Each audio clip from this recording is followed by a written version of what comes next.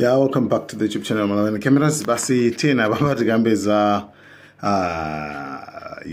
Ukraine komanso Russia komanso so Russia pompano pa Putin anakumana ndi mageneral asikala akulu mene kuja asikala chanapereka report lona kuti akulu ntchito life kurano yangotsaka ngono basi nde Russia nazana kuti Putin nazana kuti amena akufuna kusalenda asalende Timothy tabwino and kenako zinapeza kuna kuti anthu aja ku news na Al Jazeera sabana mene imena kuti report imene akupereka mageneral likusiyana ndi pa ground pakona kazoti pali sikuti iwo antchito akumaliza yayi koma mwina mageneral waziwa mwina pachimene watanthauza chifukwa kucha kwa lero kwapezeka kuziri dzulo limenelo alanda deraso lina apart from Donetsk alandaso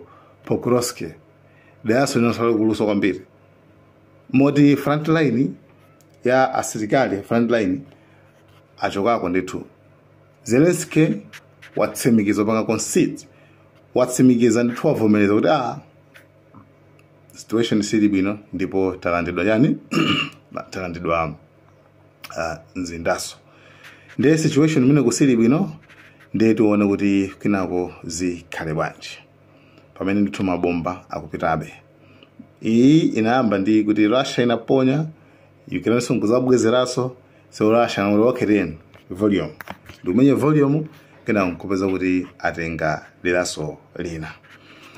The situation is very critical kwambiri kumeneko. Chabwino, tiyeni ndithu tilowe ku Venezuela, USA ndithu idaka funabe kupanga penetrate kulowa ku police.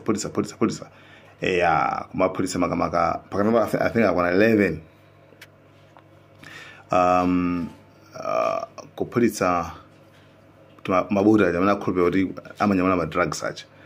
Kumano Venezuela ya mangaso anthu atatu aku USA amna kukhulupira kuti iwowa ali connected ndi CIA ndi amayankhula kuti iwo kuona ngati ife adelete zinthu za mafona kuona ngati ife sitingadziwe fitadziwa kali chonse ndi awagwira ndi plus Venezuela ya dulaso deal imene anali nayo ya gasi ndi Trinidad paona kuti prime minister kumene koko ndithu aliso gulu limodzi ndi ma-Americans kufuna kuthandizira kuti agwetse Venezuela.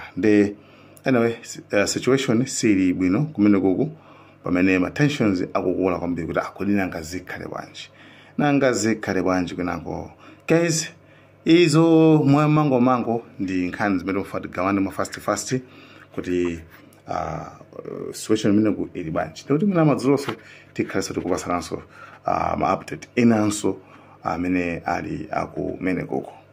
Guys, thank you so much. Malawi cameras.